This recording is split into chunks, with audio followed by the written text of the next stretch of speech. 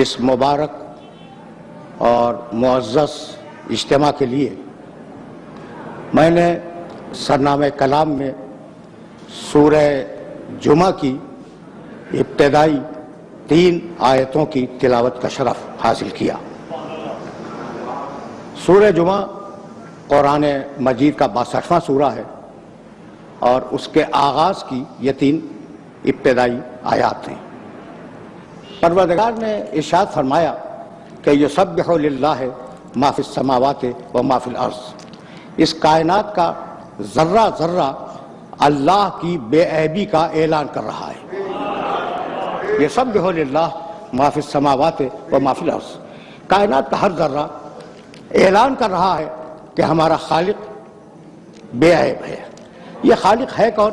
الملک القدوس العزیز الحکیم، یہ بادشاہ ہے، اللہ بادشاہ ہے، قدوس یعنی بے عیب ہے، عزیز یعنی غالب اور طاقت والا ہے، حکیم یعنی منصوبے کے بغیر کسی کام کو انجام نہیں دیتا۔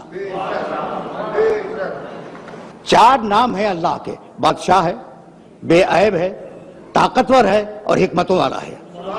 هو الذی بعث فی الامیین رسولا منہم، یہ اللہ وہی ہے جس نے امیین میں ایک رسول کو بھیجا، ایک رسول کو مبعوث کیا۔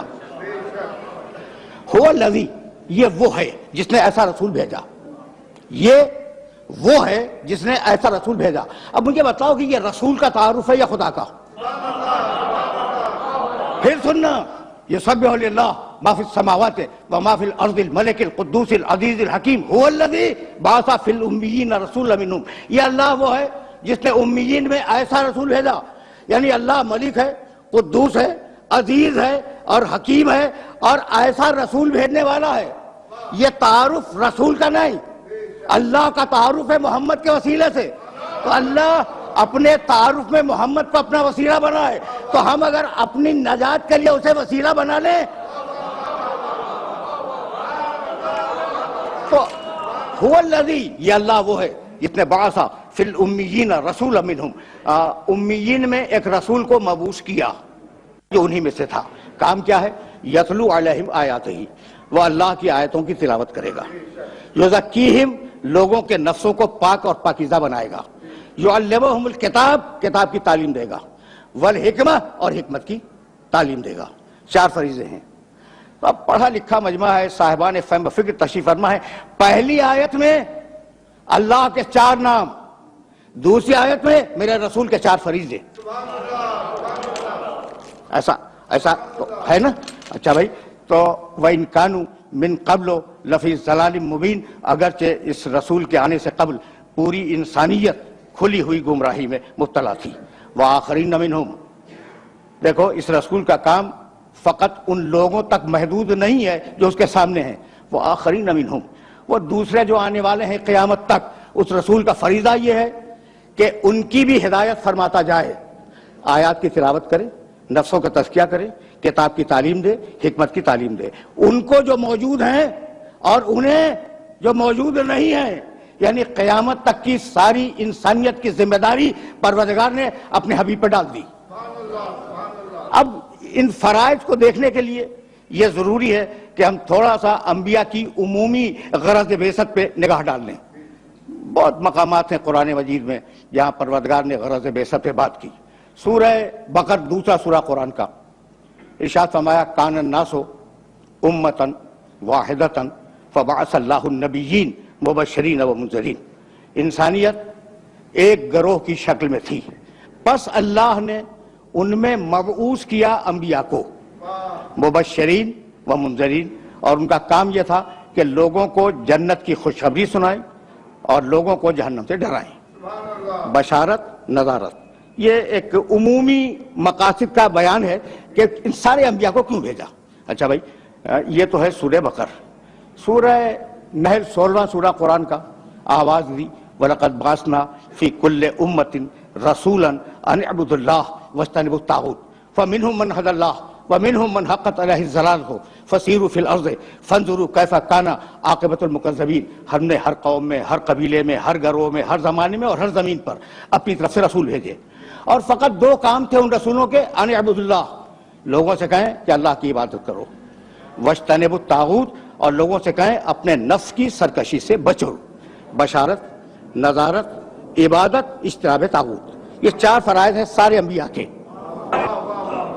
اور اب سورہ حدید 57واں سورہ قرآن کا، لقد ارسلنا رسلنا بالبینات وانزلنا معهم الکتاب والمیزان لیقوم الناس بالقسط، ہم نے اپنے رسولوں کو اس دنیا میں بھیجا بالبینات، دلیلیں دے کر بھیجا، اور ہم نے ان کے ساتھ ایک کتاب اتاری اور ایک ترازو اتاری۔ لقد ارسلنا رسلنا بالبینات وانزلنا معهم الکتاب والمیزان، کیوں بھیجا؟ لیقوم الناس بالقسط، تاکہ لوگ عدل پہ زندگی گزاریں۔ یہ ہیں عمومی مقاصد کہ ہم نے انبیاء کو کیوں بھیجا۔ اور اب میرے نبی کا تذکرہ سورہ اعراف میں کیا، 7واں سورہ ہے اور 157ویں آیت ہے۔ الذین یتبعون الرسول النبی الامی الذی یجدونہ مکتوبا عندہم فی التوراۃ والانجیل یامرہم بالمعروف وینہاہم عن المنکر ویحل لہم الطیبات ویحرم علیہم الخبائث ویضع عنہم اصرہم والاغلال التی کانت علیہم۔ میں نے طویل آیت ہے اور پوری آیت نہیں پڑھی، درمیان سے پڑھی۔ پیروی کرو الذین یتبعون الرسول النبی الامی، پیروی کرو، اور پیروی کرتے ہیں لوگ اس رسول کی، رسول جو پیغام لائے، اس نبی کی، نبی جو پیغام لے۔ ایک ہی شخص ہے، دو آدمی نہیں ہے کہ الگ ہو رسول اور الگ ہو نبی۔ جب لے رہا ہے نبی ہے، جب دے رہا ہے رسول ہے۔ ایک ہی، یعنی جہتیں بدلی ہوئی ہیں، شخصیت نہیں بدلتی۔ الذین یتبعون الرسول النبی الامی، امی کے لفظ کو روک رہا ہوں میں، بہت توجہ رکھنا، وہ لوگ جو پیروی کرتے ہیں اس رسول کی، اس نبی کی، اس امی کی۔ الذی یجدونہ مکتوبا عندہم فی التوراۃ والانجیل، اور یہ وہ نبی ہے کہ جس کا تذکرہ پانے والے قیامت تک توریت و انجیل میں پاتے رہیں گے۔ تعارف کرایا نبی کا، اور اب اس کے بعد آواز دی کہ ہم نے اس نبی کو کیوں بھیجا، غرض بعثت۔ یامرہم بالمعروف، اچھا دیکھو لفظ امی کو ذہن میں رکھنا۔ اب میں جو بھی ترجمہ کروں، عموماً ترجمہ کرنے والے یہ ترجمہ کرتے ہیں کہ جسے لکھنا نہ آئے پڑھنا نہ آئے، امی جسے نہ لکھنا آئے نہ پڑھنا ہے، یہ ترجمہ عموماً کیا جاتا ہے۔ اچھا بھائی مجھے تو نہیں معلوم کہ یہ ترجمہ کیسا ہے، اور اس پہ میں کوئی کمنٹ نہیں کرنا چاہتا، لیکن ایک بات میں کہنا چاہتا ہوں کہ پہلی وحی جب آئی ہے، بسم اللہ الرحمن الرحیم، اقرأ بسم ربک الذی خلق، اقرأ بسم ربک الذی خلق، خلق الانسان من علق، اقرأ وربک الاکرم الذی علم بالقلم علم الانسان ما لم یعلم۔ سرسری گرو گا حبیب پڑھو 2 مرتبہ، اور ہم نے انسان کو قلم سے لکھنا سکھایا، یعنی لکھنے کا بھی تذکرہ ہے، پڑھنے کا بھی تذکرہ ہے۔ یہ مرحلہ فکر عجیب ہے۔ تو اب امی پہ بات نہیں کروں گا، یہ رسول ہے، یہ نبی ہے، یہ امی ہے، رسول ہے، نبی ہے، امی ہے۔ اب دیکھنا کہ اس نبی کو ہم نے کیوں مبعوث کیا۔ یامرہم بالمعروف، ہم نے اسے اس لیے مبعوث کیا کہ وہ لوگوں کو اچھائیوں کو حکم دے، وَيَنْهَاهُمْ عَنِ الْمُنْكَرِ، اور لوگوں کو برائیوں سے روکے۔ توجہ رکھنا، یامرہم بالمعروف وَيَنْهَاهُمْ عَنِ الْمُنْكَرِ وَيُحِلُّ لَهُمُ الطَّيِّبَاتِ، پاکیزہ چیزوں کو انسانیت کے لیے حلال قرار دے، وَيُحَرِّمُ عَلَيْهِمُ الْخَبَائِثَ، اور خبیث چیزوں کو انسانیت پر حرام کر دے، وَيَضَعُ عَنْهُمْ إِصْرَهُمْ وَالْأَغْلَالَ الَّتِي كَانَتْ عَلَيْهِمْ، اور ہم نے اس نبی کو اس لیے بھیجا کہ تم نے جو اپنی بنیادیں بنائی ہوئی ہیں رسم و رواج کی، اور تمہارے جو رسم و رواج ہیں انہیں توڑ دے اور اللہ کے قانون کو نافذ کرے۔ میرا یہ محترم مجمع اس بات کو بخوبی جانتا ہے کہ حکم دیا اس آئے مبارکہ میں ہر اچھائی کا حکم دے، ہر برائی سے روکے، ہر خبیث کو حلال کرے، حرام کرے، ہر طیب کو حلال کرے، تمہارے انسانی قوانین کو توڑے، اللہ کے قانون کو رائج کرے۔ ہر اچھائی کو جانتا ہے جب تو حلال کرے گا، توجہ رکھنا، ہر برائی کو جانتا ہے جب تو حرام کرے گا، ہر خبیث کو جانتا ہے، ہر طیب کو جانتا ہے، بھائی ہر چیز جانتا ہے، پھر امی ہے۔ یہ ایک مرحلہ فکر ہے جس مرحلہ فکر پر میں نے روکا اپنے سننے والوں کو کہ وہ عمومی مقاصد تھے بعثت کے، اور اب یہ خصوصی مقصد میرے نبی کے لیے، آخری پیغام، آخری نبی، آخری کتاب، صحیح ہے نا؟ اچھا بھائی، تو یہ مقصد اگر ذہن میں محفوظ ہو گیا، میرا جی چاہتا ہے کہ پیغمبر کے چاہنے والوں کی خدمت میں آف دا ریکارڈ ایک جملہ کہتا ہوا نکل جاؤں، اور یہ آف دا ریکارڈ جملہ تم سے بہتر کون سمجھے گا؟ پھر سنو آیہ مبارکہ کو درمیان سے، یامرہم بالمعروف وینہاہم عن المنکر.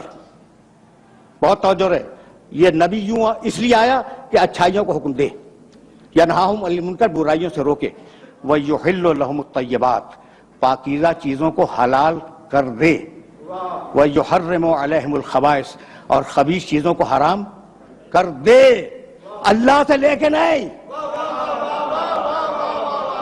یحل لہم الطیبات ویحرم علیہم الخبائث، یعنی ایک وہ وحی تھی جو میرے نبی پر فرشتہ لے کے آتا تھا، اور ایک وہ وحی تھی جو اس کے مزاج میں گون دی گئی تھی.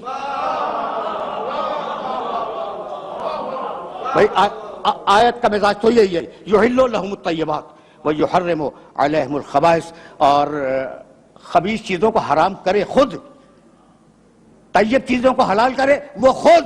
یعنی میں کہنا یہ چاہ رہا ہوں کہ بھائی جسے تم اللہ کی صراط کہتے ہو وہ میرے محمد کی سبیل ہے.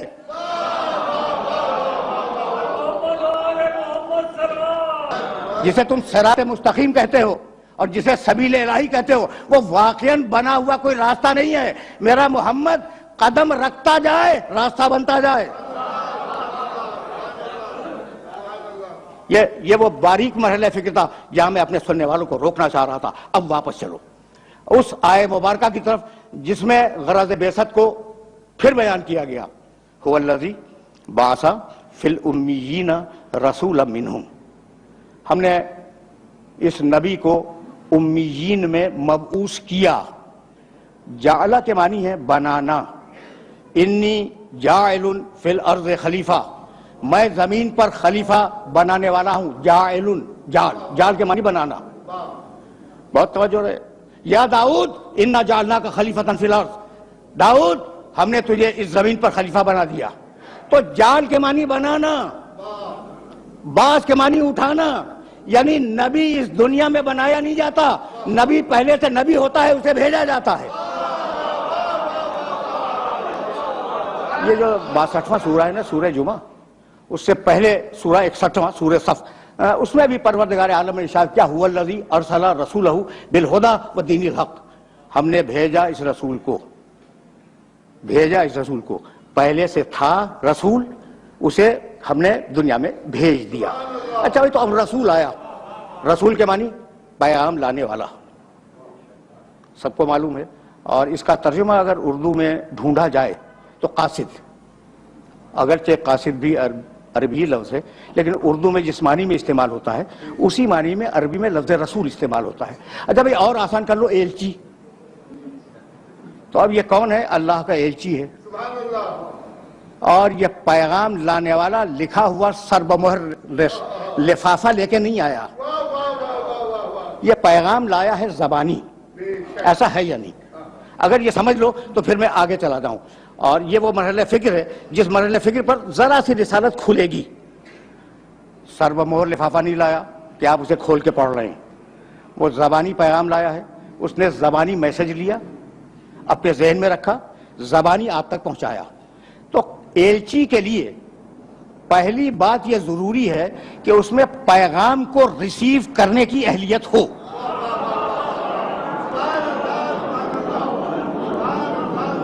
بھائی آپ پیغام تو زبانی دے رہے ہیں نا، پیغام دے رہے ہیں زبانی. جب زبانی پیغام دے رہے ہیں تو اس میں اہلیت ہو کہ وہ پیغام کو سمجھ کر اپنے پاس محفوظ رکھ سکے.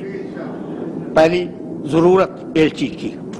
دوسری ضرورت حافظہ اتنا اچھا ہو کہ وہ اس پیغام کو بھول نہ جائے، مکمل طریقے سے یاد رکھے تاکہ پہنچا سکے. یہ دوسری ضرورت اس ایلچی کی. اچھا بھائی تیسری ضرورت اتنا فصیح و بلیغ ہو، اتنی اچھی زبان جانتا ہو کہ وہ جیسا پیغام ہے ویسے الفاظ منتخب کرے اور پیغام کو ڈیلیور کر دے. ٹھیک ہے نا؟ اچھا بھائی اب چوتھی اور آخری شرط سنو پیغام لانے والے کی جن کے پاس پیغام لا رہا ہے ان میں اس کا اتنا اعتبار ہو کہ اسے سچا بھی مانتے ہوں، قابل اعتماد بھی مانتے ہوں. بھائی انہی شرطوں کا نام تو عصمت ہے. اسی مقام سے میں آگے لے جاؤں گا. ایسا پیغام جو پوری انسانیت کے لیے ہے، کسی گروہ کے لیے نہیں کہ مکے والوں کو پیغام دے دیا. وما ارسلناک الا کافۃ للناس. حبیب للناس، ناس کے معنی پوری انسانیت. حبیب ہم نے تمہیں رسول بنایا ہے پوری انسانیت کے لیے. اچھا بھی رسول تو بننا ہی تھا، اس لیے کہ یہ اللہ کون ہے جو رسول بنا رہا ہے؟ بسم اللہ الرحمن الرحیم، قل اعوذ برب الناس ملک الناس الہ الناس. پوری انسانیت کا رب ہے، پوری انسانیت کا بادشاہ ہے، پوری انسانیت کا خدا ہے. اچھا بھائی جب پوری انسانیت کا ہے تو شہر رمضان الذی، بھائی قرآن کیا ہے؟ انزل فیہ القرآن ھدی للناس. یہ قرآن پوری انسانیت کے لیے ہدایت ہے. مجھے معاف کر دینا، بغیر پڑھے بات کرنے کا عادی نہیں ہوں. میری نگاہوں میں جو کتابیں الہامی کہی جاتی ہیں، جن کے متعلق کلیم ہے کہ یہ الہامی کتابیں ہیں، ان کتابوں میں دیکھ لینا، اور اگر نہ دیکھ سکو تو میں دکھلاؤں گا کہ ہر کتاب نے اپنی امت کو اور اپنی قوم کو خطاب کیا ہے. اے بنی اسرائیل، اے بنی اسرائیل کی گمشدہ بھیڑو، اپنی قومیں مخاطب ہوئی. یہ اکیلی کتاب ہے قرآن جو پوری انسانیت کو مخاطب کرتی ہے. اچھا بھائی تو پوری انسانیت کا رسول ہے، کسی ایک قوم کا نہیں. جب پوری انسانیت کا رسول ہے اور پیغام یعنی قرآن پوری انسانیت کا پیغام ہے، تو اس انسانیت میں جاہل بھی ہیں، عالم بھی ہیں، کم عقل والے بھی ہیں، زیادہ عقل والے بھی ہیں، ہر قسم کے افراد موجود ہیں. تو پیغام میں اتنی وسعت ہونی چاہیے کہ بقدر ظرف ہر انسان سمجھ سکے. اور پیغام اتنا وزنی ہے، توجہ رکھنا، پیغام اتنا وزنی ہے کہ اگر پہاڑ پہ اتار دیا جائے تو پہاڑ کے پرچے اڑ جائیں. لو انزلنا ھذا القرآن علی جبل لرأیتہ خاشعا متصدعا من خشیۃ اللہ. سورہ حشر 59واں سورہ قرآن کا. اس قرآن میں اتنی طاقت ہے اور اس قرآن میں اتنا ویٹ ہے، اتنا وزن ہے کہ اگر پہاڑ پہ اتار دیں تو پہاڑ کے پرخچے اڑ جائیں. بھئی یہ مرحلہ فکر ہی عجیب ہے کہ قرآن اگر پہاڑ پہ آ جائے پہاڑ کے ٹکڑے اڑ جائیں. اور میرے محمد کے دل نے اس پورے قرآن کو اپنے دل پہ روک لیا کہ جس کا دل اتنا مضبوط ہو دماغ کتنا مضبوط ہوگا.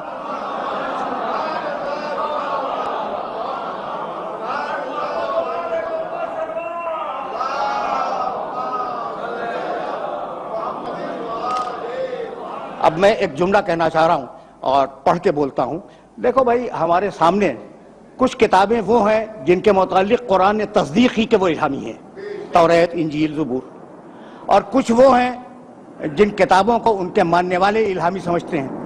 مثلا اوستا زرتشتیوں کی، ژند پاژند، مثلا گیتا، مثلا وید، مثلا پران، 18 پران ان کی مقدس کتابیں ہیں.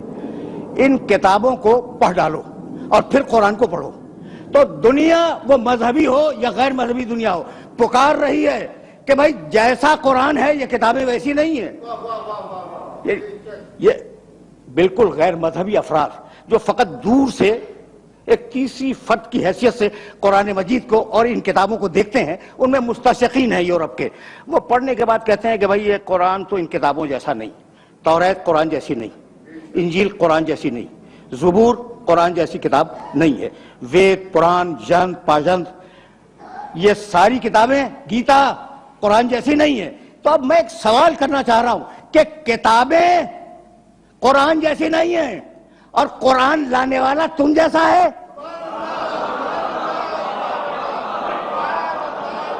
یہ فکر عمومی کا ایک سوال ہے. تو بھائی اب اس کے کردار کو پروردگار عالم نے دلیل بنا کر پیش کیا. یعنی عجیب، پیغمبر اکرم کے کردار مبارک کی جو حفاظت کی ہے قرآن نے، اس حفاظت کا جواب نہیں ہے. سورہ نساء قرآن مجید کا 4 سورہ 64 آیت، فلا وربک لا یؤمنون حتی یحکموک فیما شجر بینہم ثم لا یجدوا فی انفسہم حرجا مما قضیت ویسلموا تسلیما. فلا وربک، تیور دیکھو قرآن مجید کی اس آیت کے، عجیب تیور ہے. اللہ مخاطب ہے اپنے حبیب سے، فلا وربک لا یؤمنون، حبیب تیرے اللہ کی قسم، تیرے اللہ کی قسم، لا یؤمنون، یہ زبانی کلمہ پڑھنے والے مومن نہیں ہیں۔ فلا وربک لا یؤمنون، یہ اس وقت تک مومن نہیں ہوں گے حتی یحکموک فیما شجر بینہم، جب تک کہ اپنے آپس کے اختلافات میں تجھ سے فیصلہ نہ کروائیں۔ کیا مقام ختم نبوت ہے کہ صرف کلمہ پڑھ دینا کافی نہیں ہے۔ مسلمان اس وقت بنو گے، مومن اس وقت کہلاؤ گے جب اپنے آپس کے جھگڑوں میں رسول سے فیصلہ کرواؤ۔ اچھا بھئی تم نے فیصلہ کروا لیا، فیصلہ کروا لینا کافی نہیں ہے، ثم لا یجدوا فی انفسہم حرجا مما قضیت، خبردار فیصلہ کروانے کے بعد رسول کے حکم پر کسی قسم کا شبہ طاری نہ کرنا، کسی قسم کا شبہ تمہارے دل میں نہ آنے پائے کہ یہ رسول نے کیا کہہ دیا۔ وَيُسَلِّمُ تَسْلِيمًا، اور میرے محمد کے سامنے اپنے سر تسلیم کو خم کر دو۔ سمجھ نہیں آیا؟ اللہ کے آگے جھکنے کا نام ہے اسلام، محمد کے آگے جھکنے کا نام ہے تسلیم۔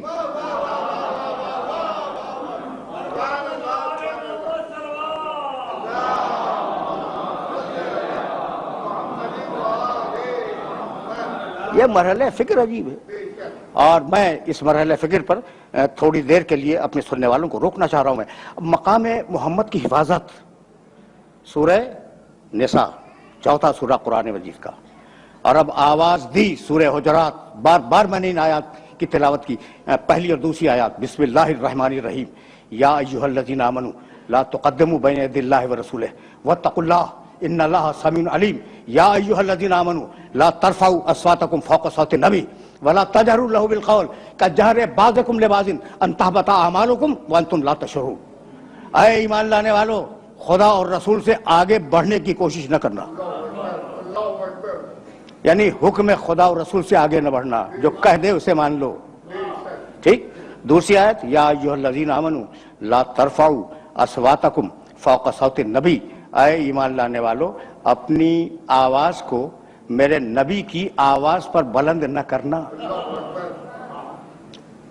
پروٹوکول ہے میرے نبی کا، یہ میرے نبی کا پروٹوکول ہے کہ اس کی آواز پر اپنی آواز کو بلند نہ کرنا۔ اس کے بعد کا ٹکڑا پڑھوں، وَلَا تَجْهَرُوا لَهُ بِالْقَوْلِ كَجَهْرِ بَعْضِكُمْ لِبَعْضٍ، خبردار میرے نبی کو اس طریقے سے نہ پکارنا جیسے تم اپنے دوستوں کو پکارتے ہو۔ سن لیا تم نے؟ سن لیا؟ لا تجہروا لہ بالقول کجہر بعضکم لبعض، خبردار میرے نبی کو ویسے نہ پکارنا جیسے تم اپنے دوستوں کو پکارتے ہو، یعنی اگر وہ تم جیسا ہوتا تو ہم اجازت دے دیتے۔ ان تحبط اعمالکم وانتم لا تشعرون، تمہاری پڑھی ہوئی نمازیں تمہارے منہ پہ پھینک دوں گا، تمہارے رکھے ہوئے روزے تمہارے منہ پہ پھینک دوں گا، تمہاری دی ہوئی زکوٰۃ اور تمہارے کیے ہوئے حج تمہارے منہ پہ مار دوں گا اگر میرے نبی سے آگے بڑھنے کی کوشش کی، اور اگر میرے نبی کی آواز پر اپنی آواز کو تم نے بلند کیا۔ اب پروٹوکول، میرے نبی کا پروٹوکول سمجھ میں آ رہا ہے نا؟ میں یہیں سے تو ذرا سا میں اپنے سننے والوں کو آگے لے جانا چاہ رہا ہوں۔ مشہور و معروف آیت سورہ احزاب کی، ان اللہ و ملائکتہ یصلون علی النبی، بہت مشہور آیت ہے، آیت درود، ان اللہ، 33واں سورہ، سورہ احزاب، و ملائکتہ یصلون علی النبی، اللہ اور اس کے فرشتے نبی پر درود بھیجتے ہیں۔ یا ایھا الذین آمنوا، اے ایمان لانے والو، صلو علیہ وسلموا تسلیما۔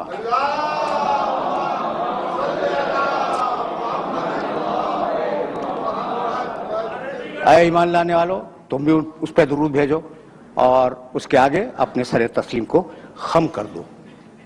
قرآن کا کوئی لفظ بے مصرف نہیں ہے۔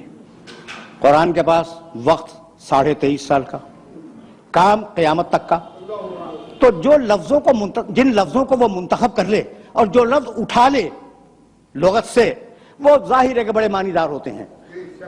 یا بھائی ان اللہ و ملائکتہ یصلون علی النبی، نبی، رسول، محمد، عبد، اللہ درود بھیجتا ہے محمد پر، آیت میں نبی ہے، محمد نہیں ہے، ٹھیک ہے نا؟ جب یہ معراج میں لے گیا تو کہنے لگا سبحان الذی اسری بعبدہ لیلا، میں اپنے عبد کو لے گیا معراج میں، اپنے عبد کو لے گیا معراج میں۔ تو محمد ولادت کے وقت نام رکھا گیا، معراج میں گئے اب کہلائے، ٹھیک ہے نا؟ اچھا پھر رسول بنے، جب اعلان بعثت کیا تو رسول بنے، تو درود بھائی توجہ رہے، محمد پہ نہیں، درود رسول پہ نہیں، درود عبد پہ نہیں، درود نبی پر۔ اب سوچنے والی بات ہے کہ یہ لفظ نبی کو منتخب کیوں کیا؟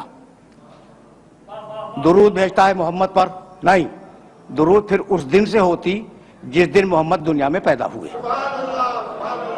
اللہ اور اس کے فرشتے درود بھیجتے ہیں رسول پر، اس دن سے درود ہوتی جس دن سے اعلان رسالت کیا، ٹھیک؟ اچھا بھی اگر کہہ دیتا کہ اللہ اور اس کے فرشتے عبد پر، عبد کے معنی بندہ، اب پر درود بھیجتے ہیں تو معراج کی رات سے درود شروع ہوتی، ٹھیک ہے یا نہیں؟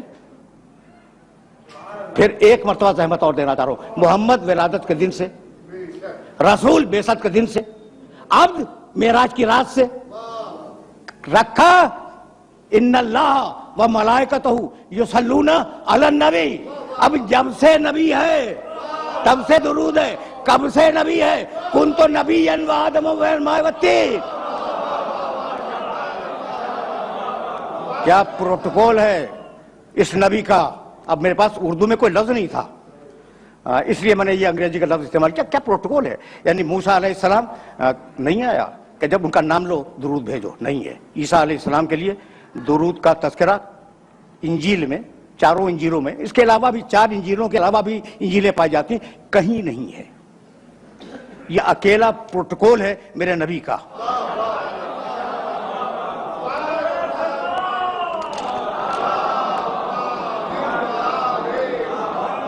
وذکر 19واں سورہ فی الکتاب مریم اذ انتبذت من اہلہا مکانا شرقیہ۔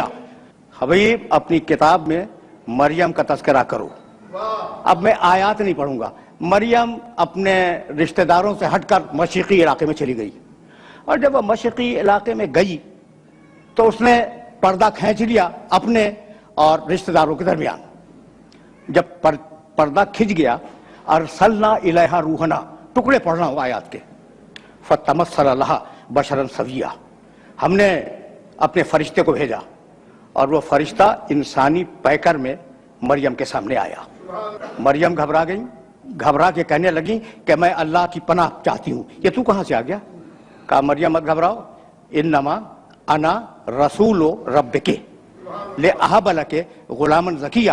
مریم مت گھبراؤ، میں کوئی انسان نہیں ہوں، بشری پیکر میں آیا ہوں، میں تو تمہارے رب کا رسول ہوں، اور تمہیں خوشخبری سنانے آیا ہوں کہ تمہیں ایک پاکیزہ بچہ عطا ہوگا۔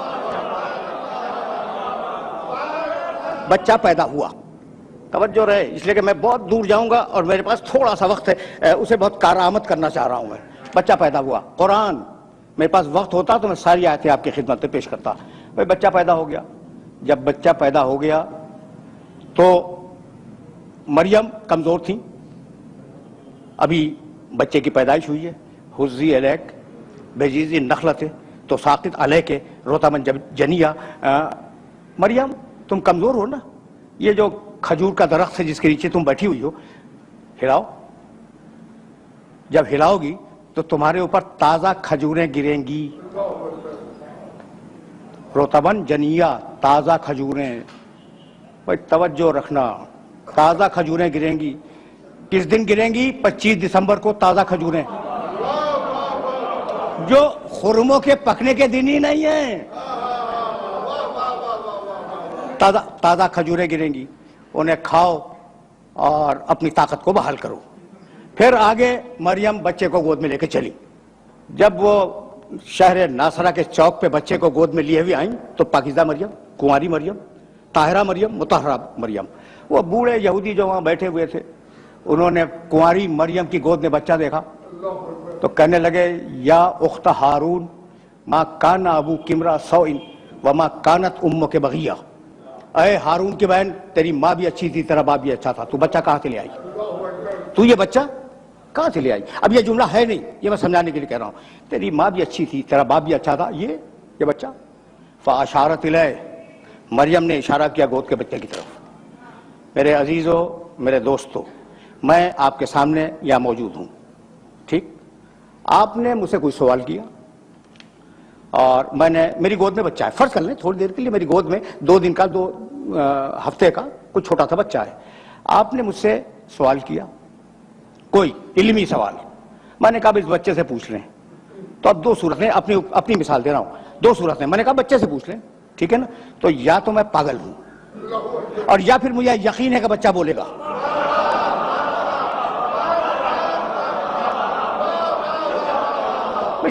سیدھی بات کرو، سیدھی بات کرو، یا تو میں واقعاً پاگل ہوں کہہ رہا ہوں کہ اس بچے سے پوچھ لو، اور یا مجھے یقین ہے کہ بچہ بولے گا۔ تو مریم کو یقین ہے کہ بچہ بولے گا، فاشارت الیہ، کہا اس سے پوچھو، قالوا کیف نکلم من کان فی المہد صبیا، کہنے لگے بوڑھے یہودی کہ یہ کیا بولے گا، گہوارے کا بچہ، گود کا بچہ، اسے ہم کیسے بات کریں؟ اب عیسیٰ گود سے بولے، قال انی عبداللہ آتانی الکتاب وجعلنی نبیا، عیسیٰ کہنے لگے میں اللہ کا بندہ ہوں۔ کبھی پھر صحیح قرآن ہے اور بڑی عجیب و غریب کتاب ہے، اور میرا یہ میسج ہے نہ فقط سامنے بیٹھے ہوئے محترم سامعین سے، بلکہ جہاں جہاں تک یہ آواز نہ آئے کہ کچھ وقت قرآن کے مطالعے کو دیا کرو، لیکن یقین کرو، قسم کھا کے کہہ رہا ہوں کہ یہ قرآن تمہارے باپ سے زیادہ شفیق اور تمہاری ماں سے زیادہ مامتا والی کتاب ہے۔ کبھی اس میسج کو اپنے ذہن کے اندر محفوظ رکھنا اور بات کرنا۔ قالوا کیف نکلم من کان فی المہد صبیا قال انی عبداللہ آتانی الکتاب وجعلنی نبیا، عیسیٰ بولے گود سے مریم کی کہ میں اللہ کا بندہ ہوں، اللہ نے مجھے کتاب دی ہے اور اللہ نے مجھے نبی بنایا۔ کہاں سے بولے؟ گود سے۔ عیسیٰ اعلان کر رہے ہیں مریم کی گود سے کہ اللہ نے مجھے نبی بنایا ہے۔ پھر حضرت یحییٰ کے لیے اسی قرآن نے آواز دی، یا یحییٰ خذ الکتاب بقوۃ وآتیناہ الحکم صبیا، اے یحییٰ ہم تمہیں کتاب دے رہے ہیں، اس کتاب کو مضبوطی کے ساتھ تھام لو۔ وآتیناہ الحکم صبیا، ہم نے بچپنے میں یحییٰ کو نبوت دے دی۔ پروردگار عیسیٰ کو بچپنے میں نبوت دیتا ہے مریم کی گود میں، یحییٰ کو بچپنے میں نبوت دیتا ہے۔ یہ جو کائنات کا سب سے بڑا نبی ہے اسے 40 برس تک انتظار کروایا۔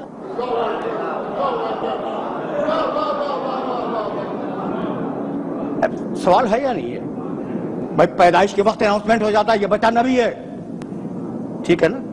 تو وہ جو میرے نبی کے مقابلے میں ذرا کم نبی ہیں، کم رتبے کے نبی ہیں، انہیں کسی کو بچپنے میں دے دی، کسی کو ماں کی گود میں نبوت دے دی، اسے 40 برس انتظار۔ تو بھائی بات جانتے ہو کیا ہے؟ اب ایک بات سنو اور اب مجھے اجازت دے دو۔ دنیا میں جتنی بھی درسگاہیں پائی جاتی ہیں تجرباتی علوم کی، یعنی سائنسز کی، جتنی درسگاہیں دنیا میں پائی جاتی ہیں نا، ان درسگاہوں میں جب استاد پڑھاتا ہے تو پہلے تھیوری سمجھاتا ہے، پریکٹیکل بعد میں کرواتا ہے۔ ایسا ہے یا نہیں؟ میں تھیوری دی، مثالیں دے سکتا ہوں لیکن بس اس اشارے پہ اکتفا کرو۔ تھیوری دی، اسے نظریہ سمجھایا اور نظریہ سمجھا کر ڈیمونسٹریٹ کیا اپنی لیب میں لے جا کے۔ تو دنیا کا طریقہ کیا ہے کہ پہلے نظریہ بتلائے پھر عمل کروائے۔ قدرت کے کام اس کی شان نرالی ہے، اس کے کام الگ ہیں۔ تم کرتے ہو پہلے نظریہ بتلاؤ پھر عمل کرواؤ، ہم اس کا الٹا کریں گے، پہلے محمد سے 40 برس عمل کروائیں گے اور پھر قرآن کا نظریہ نازل کریں گے۔ اب دونوں کو ملا کے دیکھ لو، جیسا میرا محمد ویسا قرآن، جیسا قرآن ویسا محمد۔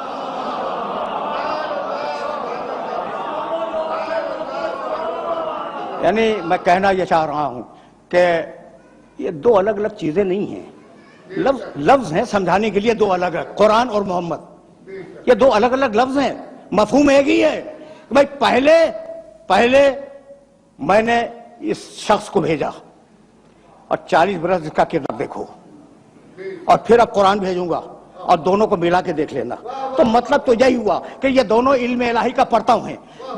جب علم الہی لفظوں میں ڈھلا قرآن کہلایا، اور جب نور کے پیکر میں ڈھلا محمد کہلایا. تو اگر قرآن بے عیب ہے تو میرا نبی بے عیب ہے. دیکھو بھائی، میں نے تو کہہ دیا میرا نبی ہے تو میں دعویٰ کروں گا کہ بے عیب ہے. ٹھیک ہے نا؟ کوئی ثبوت ہے؟ اگر ثبوت فلسفے منطق سے دینا شروع کروں تو بوجھل ہو جائے گا. بس ایک جملہ سنو.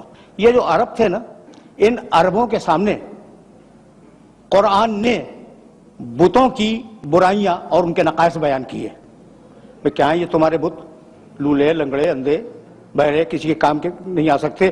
تم اسے مدد کیا مانگ رہے ہو؟ یہ تو اپنے چہرے کی گرد بھی صاف نہیں کر سکتے. اچھا، اسی کی تشریح میرے نبی نے کی. بہت توجہ رہے. اور کہنے لگے میرا خدا بے عیب. میرا نبی میرا خدا بے عیب. تمہارے بت کیا ہے ان کے پاس؟ یہاں سے اٹھاؤ وہاں رکھ دو، وہاں سے اٹھاؤ وہاں رکھ دو. میرا خدا ان اللہ علی کل شیء قدیر، ہر شے پہ قادر ہے. یہ جاہل بھائی تو نہ دیکھ سکے، نہ سن سکے، نہ بول سکے تمہارے بت. میرا خدا عالم بھی ہے، کلام بھی پیدا کرتا ہے، قادر بھی ہے، ہر شے جس شے میں چاہے کلام پیدا کر دے. تو بتوں کی برائیاں کی قرآن نے، برائیوں سے مراد ان میں جو نقائص تھے وہ بیان کیے. ٹھیک، اور خدا کی تعریف کی. وہ عرب جو اس زمانے کا تھا وہ اپنی آن پہ مر جانے والا عرب تھا. ایک اونٹنی کا تھن کسی کے تیر نے چھید دیا، 40 برس لڑائی ہوتی رہی آن کے اوپر. تو کتنی آن والے عرب تھے اس معاشرے میں. قرآن کہہ رہا ہے، میرا نبی کہہ رہا ہے کہ تمہارے خدا ایسے، تمہارے خدا ایسے، تمہارے خدا ایسے. کہہ رہا ہے یا نہیں؟ قرآن اٹھا کے دیکھنا، میرے نبی کے بیانات جو بتوں کے سلسلے میں وہ اٹھا کے دیکھ لینا. اور میرا خدا بے عیب. بہت توجہ رہے، اس لیے کہ یہ وہ مرحلہ فکر ہے کہ اگر یہ بات واضح ہو گئی تو میری محنت آج کی سوارت ہے. اچھا بھائی، تو ناک پہ مر جانے والا عرب، گھمنڈی عرب کہتا نا کہ مسلمانوں کے رسول 100 عیب تم نے ہمارے خداؤں میں نکالے، لاؤ اپنے خدا کو. یہ میسج پہنچا؟ نہیں بھائی نہیں. بس یہی تو روکنا چاہ رہا ہوں میں، اور یہیں یہ گفتگو اپنے آخری مرحلوں سے ہمکنار ہو جائے گی. بھائی وہ عرب کہتے تو کہ تم نے ہمارے بتوں میں 100 عیب نکال دیے، لاؤ کم سے کم 10 تو ہم بھی نکال دیں گے. ورنہ ہمارا ارادہ تو یہ ہے کہ تم نے 100 عیب ہمارے بتوں میں نکالے ہیں، 400 عیب تمہارے خدا میں نکالیں گے. کسی نے چیلنج کیا؟ پڑھ کے بولتا ہوں خدا کی قسم کسی عرب کا چیلنج موجود نہیں ہے کہ اپنے خدا کو لاؤ تو ہم اس میں عیب نکالیں گے. بھائی بتلانا یہ تھا کہ اتنا بے عیب رسول بھیجا ہے کہ پہلے اس میں عیب تلاش کرو، مجھ تک بعد میں آؤ گے.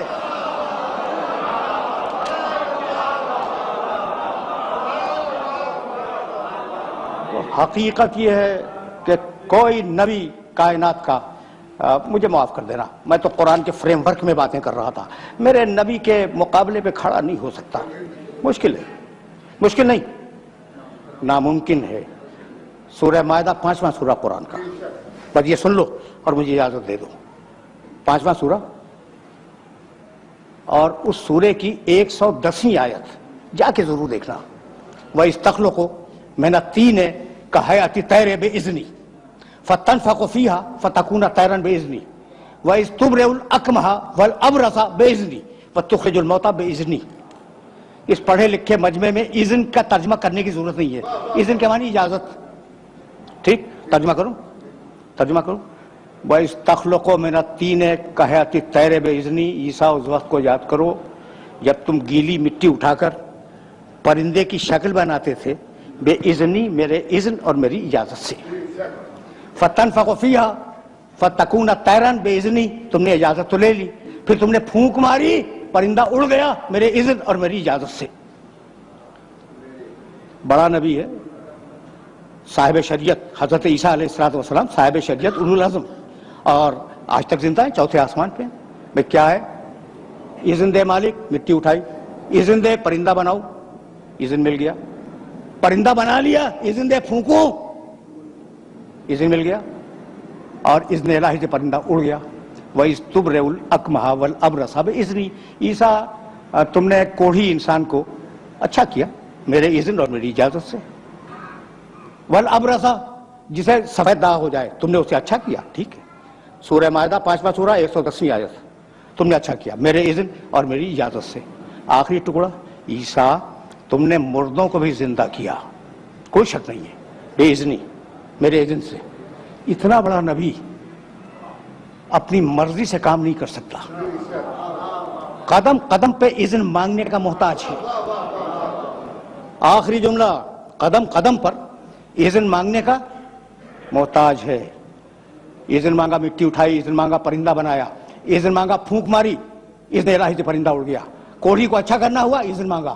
مبروس کو اچھا کرنا ہوا, اذن مانگا. مردے کو زندہ کرنا ہوا, اذن مانگا. یہ ہیں سارے نبی, 1,23,999 نبی. اور اب میرا نبی, سورہ احزاب 33واں سورہ, یا ایھا النبی انا ارسلناک شاہدا ومبشرا ونذیرا وداعیا الی اللہ باذنہ. حبیب ہم نے تجھے اپنا پورا اذن دے دیا, اب تجھے بار بار اذن مانگنے کی ضرورت نہیں ہے. سورج پلٹا دے تیری مرضی, چاند کو توڑ دے تیری مرضی, ستارے کو اتار لے تیری مرضی, گو سے کلمہ پڑھوا لے تیری مرضی, سنگریزے سے تسبیح کروا لے تیری مرضی, کسی کو کندھے پہ بلند کر لے تیری مرضی, کسی کو سینے سے لگا لے تیری مرضی.